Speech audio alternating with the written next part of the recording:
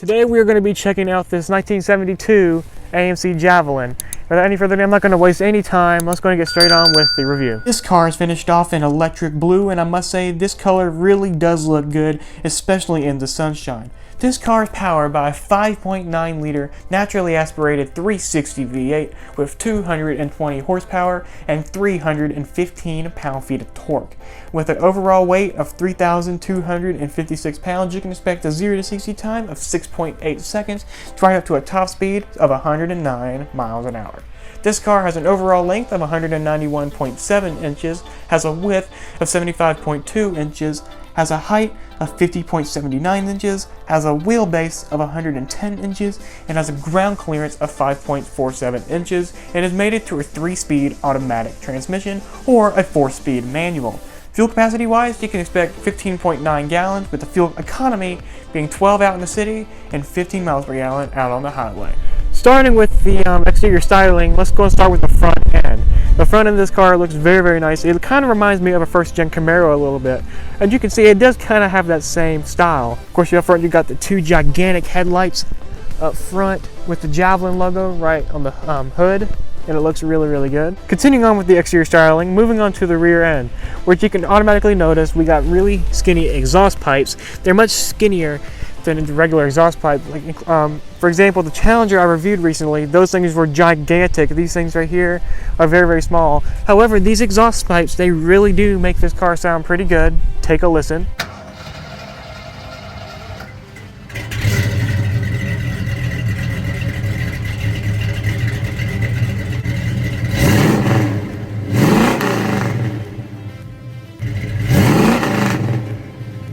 And yes, those exhausts do sound really, really good. Continuing on, as you can see, we got this really nice looking and really large light panel, but actually, I guess you can say it has 3 separate parts. Yes, you got the brake light turn signal, of course. You also got the reverse lights, and of course, brake light turn signals.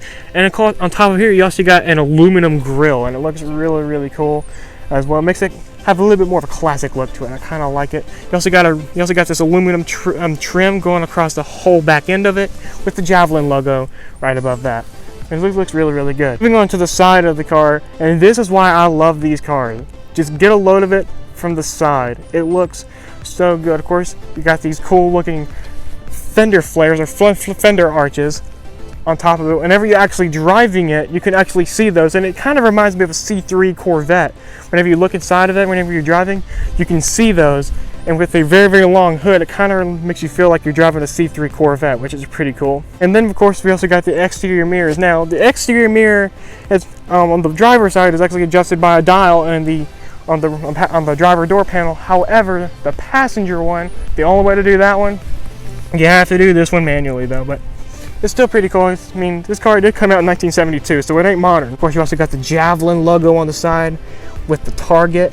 I love it. Moving on to wheels. So now this car has 15-inch rims, 15-inch wheels on the front, and then 17-inch wheels on the back. And take a look at this rim design. These rims are aftermarket, but they really do look incredibly well. It makes this blue pop out even more, and the sun is just starting to come out, so we may get to get a good look at the blue before the sun goes down. But this blue really does look really good. Moving on to the inside of this car, and this is where all of it opens up. This is where all and most of the cool quirks and features are on this car. So anyway, let's go and take a step inside. We can go ahead and first of all take a look at the steering wheel. As you can see, the steering wheel is nice, has nice vinyl with aluminum posts. It looks really, really cool. Of course, you got the horn, which in case you guys want to hear what the horn sounds like.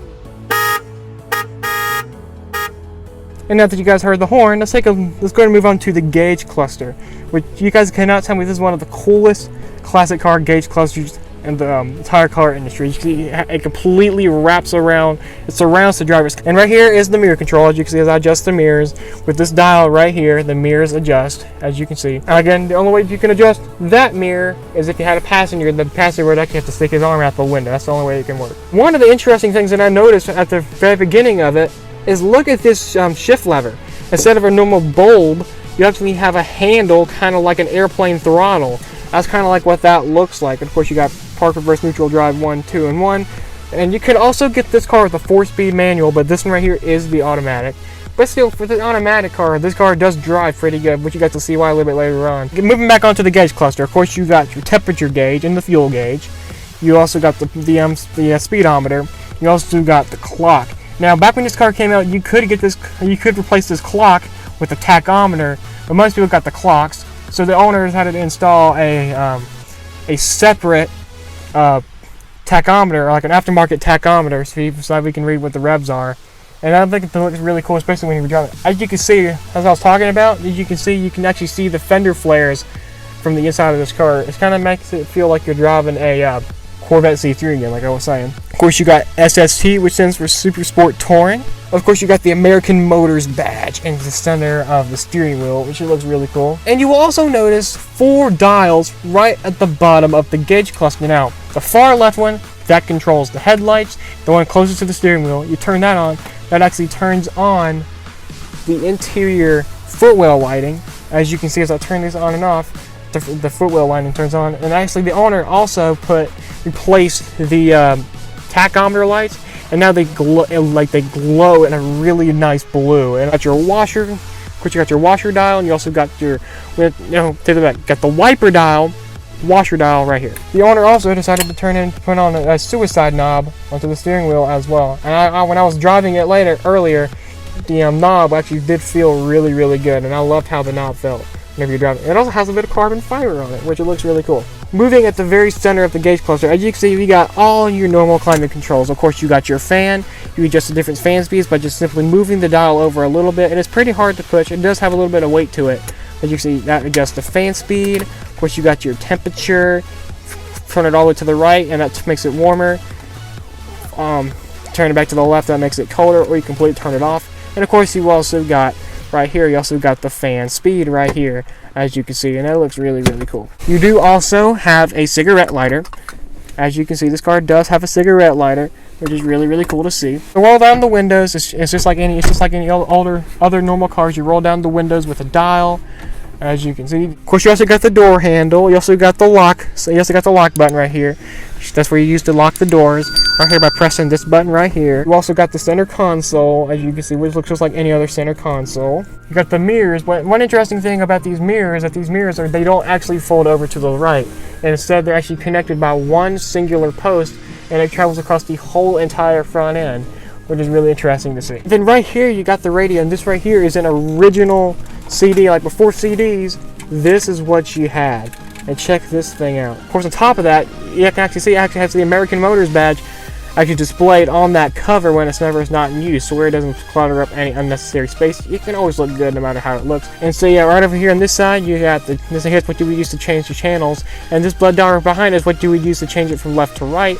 And of course, on this side, on both of these dials are used to adjust the volume. So you use the dials right to the left, to the right of the radio, and that's what you would use to adjust the volume of it. But of course, you need to learn how to get into the front of the hood. So to open up the hood, you would pull this little hood release right here, just like where you would find any other one. And then you actually got to go inside the grill at the front, and then you will find a little lever. You push that little lever, and the hood is pretty heavy. You pull it up, and that's when you can see the beautiful engine. I mean, this car's engine just looks absolutely gorgeous. I love the engine inside of this car. Of course, this car does also have a manual parking brake. Of course, you got the parking brake pedal right here. You also got the parking brake release right here on this dial. You do have a little storage compartment right here on the door, which looks really, really good. And I just remembered, there's actually one more thing we got to feature. As you may notice, there is no glove box on that side. So where is it? It's actually located right here. This is actually the glove box for it right here. This is where the glove box of the AMC Javelin is located. Don't tell me that isn't cool. That's one really cool place to put a glove box. Really, really cool to see. Of course, you also got your grab handle. It's kind of like what you would see. It's kind of similar to a C5 Corvette. You also got the gigantic Javelin logo. You can actually, whenever you're driving it, the view from the driver's seat is just so cool. This is what I just got to experience when I drove it earlier. You guys will see that at the very end of today's video. And these seats, they feel amazing. They're nice leather, and they're nice, really thickly bolstered. They're leather, and I'm telling you, if I was inside of this car and if I stayed in here for just a little bit longer, I probably would fall asleep because I gotta get up. And here's one more interesting thing: the belts. So now the belts, you have to latch it from this. Oh, you have to latch it from over here. So this is like an airplane. It's kind of like an airplane seat. You pull it, you wrap it over you like this. Kind of hard to do with one hand. There we go. That's how you fasten the seatbelt of this car. It's kind of like an airplane, which is really cool to see. Again, it's really hard to do with one hand, but they did not want you to store this at some random place where it doesn't fall into the Bermuda Triangle. So where can you put it? You could actually set it. If you turn it upside down, you can actually put it inside of this groove right here. If I can get it back here. There we go. You can actually put it inside of this groove whenever you're parked.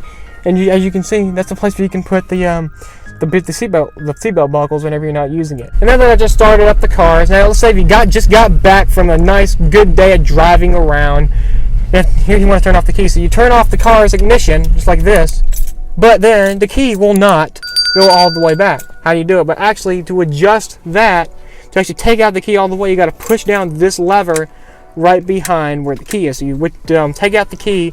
You would have to do this at the same time. So if I can get a good shot of this, there we go. You would have to press down this lever and then twist it at the exact same time. I'll do it one more time. As you can see, you got to twist this lever, then bring it all the way back, and that's when the key can come out. And so that's pretty much all of the interior quirks and features of the front seats. And also the back seats are pretty standard, so I'm not going to really feature the back seats all that much. I'm actually going to go ahead and put this back inside of here, back inside the American Motors branded CD slot right here. At least that's what I like to call it, a CD slot, because it's pretty similar. Just back there and there. There we go. And so that's the 1972 AMC Javelin SST. And now for the fun part, it's time to get this car out on the road to see how it drives. I can't wait. Alrighty, it's now time to go drive the AMC Javelin. This is actually pretty exciting.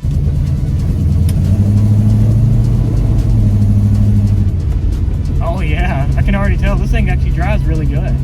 I haven't even driven it for 5 seconds yet, but I already like it so far. The throttle is pretty heavy, but it ain't crazy. It ain't anything crazy. It's not anything too crazy. I mean, I've driven cars that have a pretty similar. I mean, even the Porsche I drove would have a pretty heavy throttle, but this one right here, for a car this time, that's probably like light. Just looking back there and seeing that bulge. Right. I love it. Oh, you can even see the Javelin logo from there as well. I like that. I could see daily driving one of these, to be honest with you. I could see it. If it wasn't for traffic, I would do it. Yeah. The brakes are not too heavy either, but they're. But yeah, I can see how you got to brake from really, really far distance. Yeah. Really, really far distance.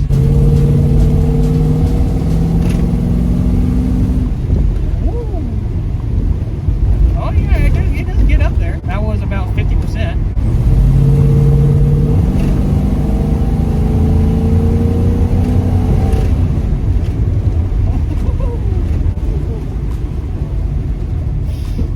This car, it's really, really easy to drive. Yeah, it's a comfortable car. It's a really, really easy car to drive. It's really comfortable. Exhaust, man, I love that exhaust. That exhaust is incredible. The steering is really good. I'll push it a little bit here.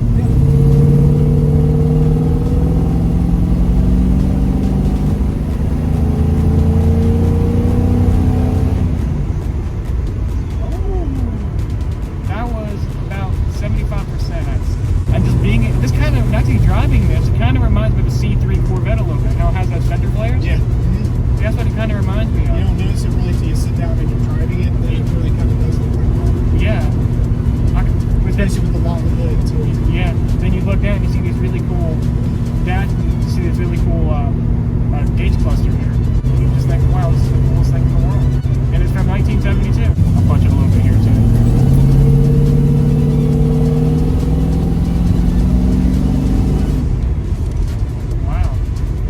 Not even a half throttle.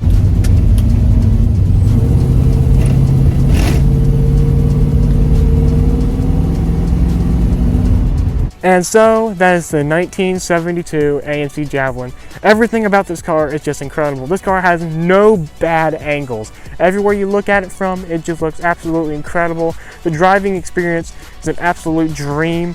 It's definitely one of the best cars I've ever driven, except for maybe a Honda Accord. But the thing is that this is probably the best, I guess you can say, classic muscle car that I have ever driven. And this is definitely an experience I will never forget. Anyway guys, if you guys did enjoy, please make sure you guys go hit that subscribe button, turn on post notifications, and also go ahead and go drop a like on this video to support me in the channel. Also guys, you can subscribe to all my social medias. They're going to all be linked in the description box down below, as well as all my other YouTube channels, which I have 5 other ones. Anyway guys, thank you all so much for watching today's video. Peace out.